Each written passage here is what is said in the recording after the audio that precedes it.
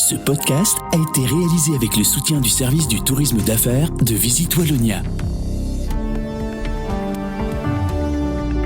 Bienvenue à Z sur 7, votre Z-Podcast quotidien. Aujourd'hui, nous sommes le 17 février et nous avons un tout nouvel épisode de Z sur 7 pour vous.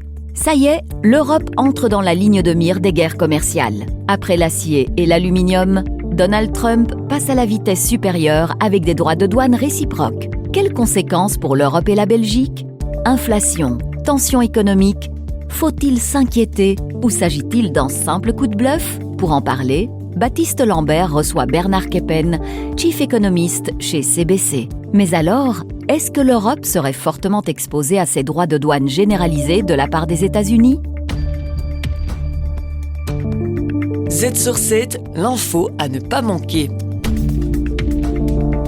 Un expert interviewé par Trends Tendance analyse les racines d'une actualité forte. Alors il faut peut-être un petit peu nuancer, d'abord parce qu'effectivement, oui, on parle bien de l'aluminium et de l'acier. Ça concerne majoritairement le Canada, le Brésil, le Mexique, la Corée du Sud. Ça, c'est vraiment les pays qui sont plus impactés. Ça aura un impact pour l'Europe, mais relativement limité. D'accord. Donc ça, c'est la première réflexion qu'on peut avoir. Le deuxième élément, c'est clairement que oui, c'est un signal fort parce qu'il met en partie ce qu'il avait annoncé. Et donc là, on est quand même avec un signal d'alarme important. Donc oui, l'Europe serait concernée si on est avec un élargissement des mesures. Oui, c'est ça. On peut rappeler par exemple que l'Europe, c'est 500 milliards d'euros d'exportation vers les États-Unis, donc c'est quand même pas rien, quoi. Ce ne sera pas négligeable en termes d'impact, absolument. L'Europe, Ursula von der Leyen ont annoncé qu'elles allaient prendre en tout cas une réponse ferme et proportionnée, mais est-ce qu'elle a les moyens de riposter ? Oui, si on en croit aussi les importations européennes, c'est important. Alors, d'une part, les mesures ne seront d'application qu'à partir du 1er mars. Donc, tout comme le dit aujourd'hui la Commission européenne, on va d'abord attendre d'avoir effectivement les mesures qui seront réellement appliquées.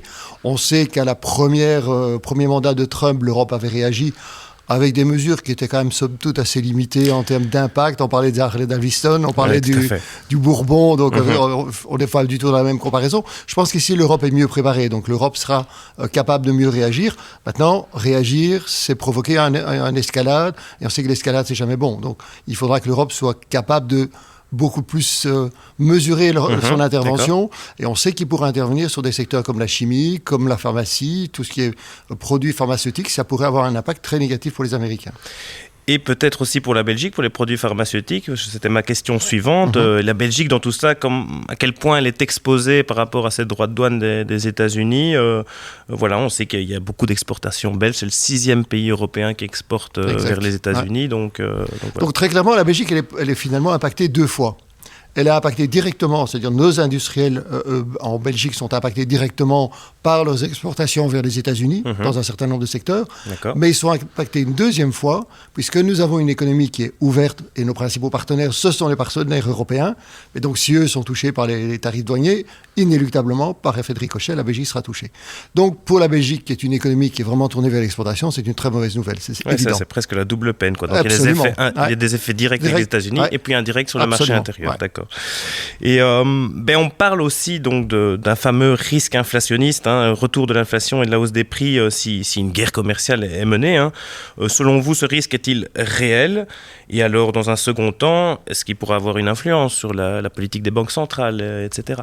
Alors, le risque aujourd'hui, il est réel, d'autant plus qu'aujourd'hui, que ce soit en Europe, mais surtout aux États-Unis, on a une inflation qui ne recule plus, et même qui est repartie à la hausse. On a eu les chiffres d'inflation aux États-Unis cette semaine, ce qui nous ont montré, c'est que l'inflation repartait légèrement à la hausse. Entre autres, l'inflation, ce qu'on appelle sous-jacente. Ouais. Donc, il y a l'inflation qui est la plus prégnante dans l'économie aujourd'hui. Donc, cette inflation d'aujourd'hui, sans tenir compte des tarifs douaniers, a déjà une tendance à légèrement repartir à la hausse. Et d'ailleurs, le message de la Banque centrale américaine aujourd'hui, elle est très claire. C'est le statu quo monétaire. On va attendre de voir comment va évoluer cette évolution, d'une part de l'inflation et le marché de l'emploi, sans tenir compte de ces tarifs douaniers. Donc déjà, on est un peu sur une situation un peu tangente.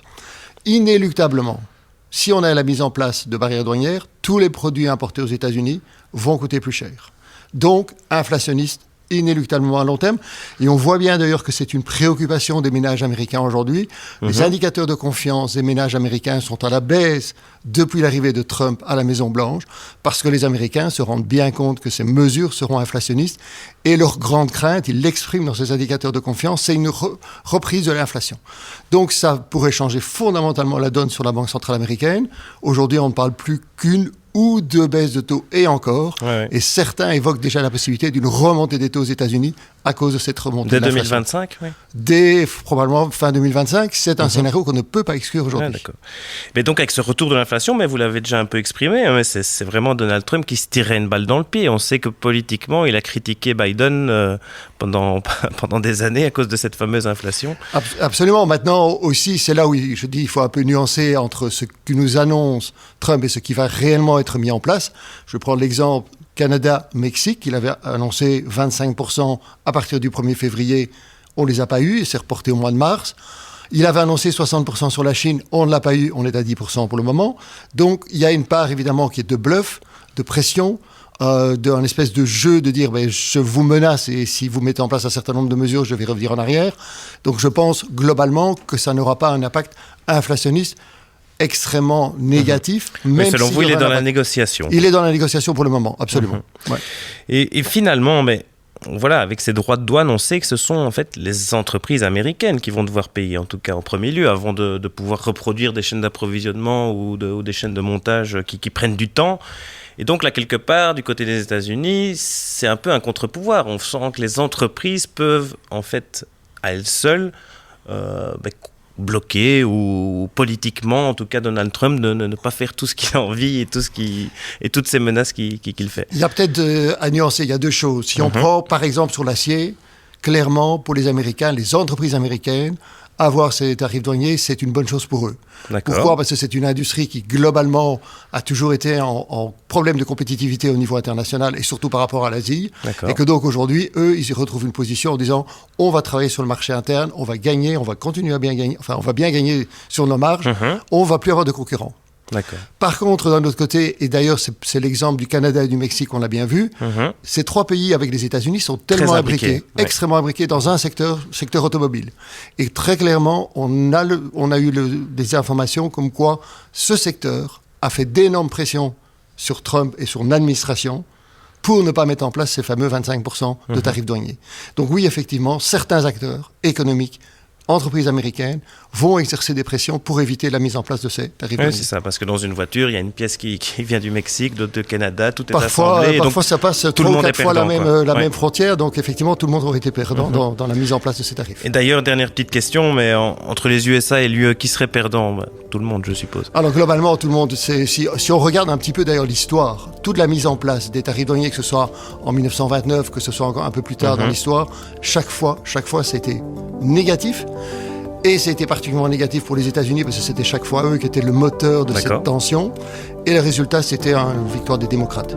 Au final, comme nous l'explique Bernard Keppen, tout le monde semble perdre au jeu des droits de douane, et particulièrement les États-Unis. Merci à tous et à toutes d'avoir écouté cet épisode du Z-Podcast. On se retrouve demain pour vos analyses quotidiennes, accompagnées de la rubrique Tech de Trends Tendance.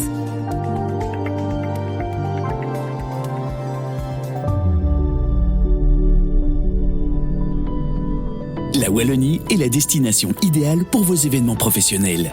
Infrastructures de qualité, cadres inspirants et services personnalisés, séminaires, conférences ou congrès, mais également des idées pour vos team building. Profitez d'un environnement accessible, moderne et naturel. Rendez-vous sur visitewallonia.be.